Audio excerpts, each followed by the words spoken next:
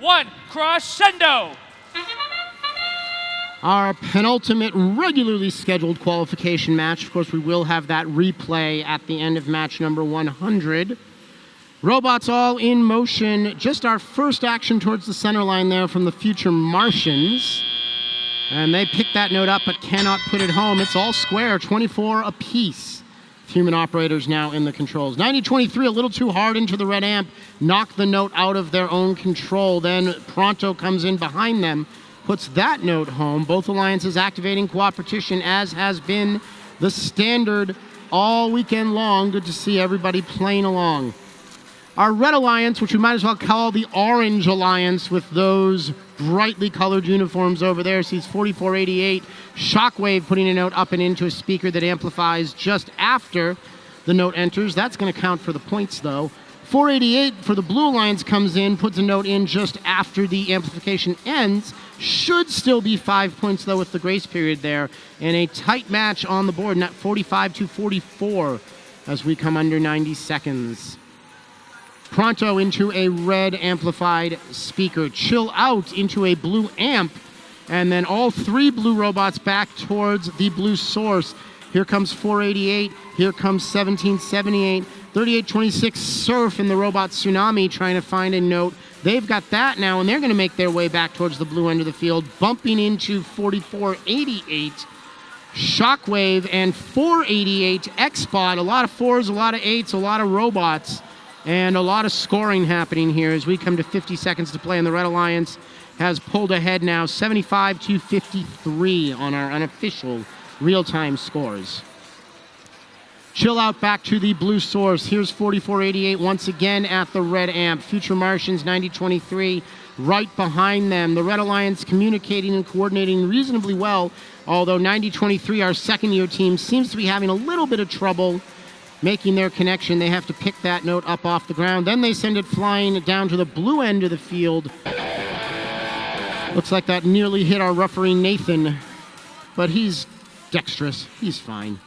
High notes flying in now as we hit the end game. The center stage spotlit for the Red Alliance. Once again, no robots taking advantage. 2 red robots off the ground. Looks like 2 blue robots. And as our final seconds tick away, there's number 3 for the Red Alliance as well. We'll let our referees tally it all up. Final scores coming your way shortly.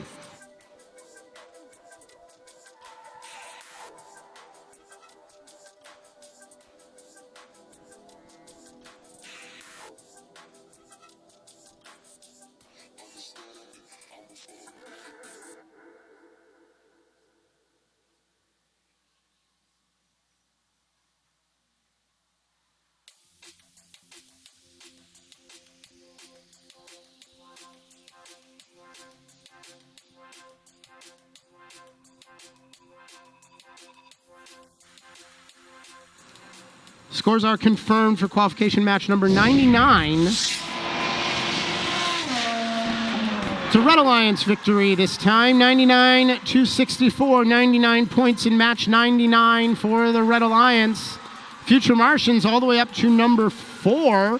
They will have the opportunity to be an Alliance captain. Chill Out trades places with them, drops down to number 6 on our leaderboard. And we're going to come back here up to the sports desk and introduce my friend Josh Clark again. Some interesting happenings here in the last few matches. What do you want to talk about? Yeah, you know, we talk about every little detail mattering here, especially as we start winding down just, well, I guess 2 more matches left to play, excuse me. And every little detail counting. This year, there's a little bit of an element of chance in our end game. Most years, it's like, all right, you climb the thing, it either goes or it doesn't. In this year's case, we have human players, for those of you just tuning in for the first time to Crescendo, throwing high notes, they're the taped off notes, onto the microphones, onto those stages, and they spotlight the robots, which is great, unless they don't. Let's take a look at our match highlight from this one, and we'll take a look at both stages. That's this area over here, and this area over here, and watch the poles. I don't know if I can quite zoom in enough, but right there, there's a little metal pole that sticks up. And when we roll this highlight forward, this is just our end game overall. Watch where these high notes come in from the human players, who, by the way, are from down here and down here. The high notes sometimes don't land quite where you want them. You're trying to get them onto the post where you have robots parked under them, which spotlights the robot, makes them worth 4 points instead of 3. But in this case, here's the red one with no robot under it. We've seen some drive teams change their strategy in the middle of a match, like, oh, hey, the note landed on the other side of the stage. We're going to go move the robot over there. In this case, we didn't see that. Only left 1 point on the board. It still was an overall good match for them.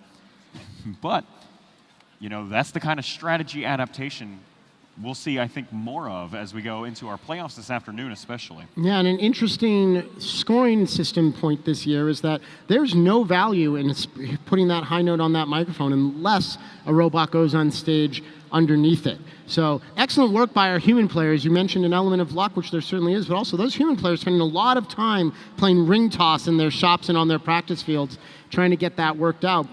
And we'll have to see how well they can coordinate. They are not necessarily right next to their drivers, and can they communicate and coordinate to make that work? Let's head back down to the field for match number 100. Here's Evan. Thank you, Brett. I have the team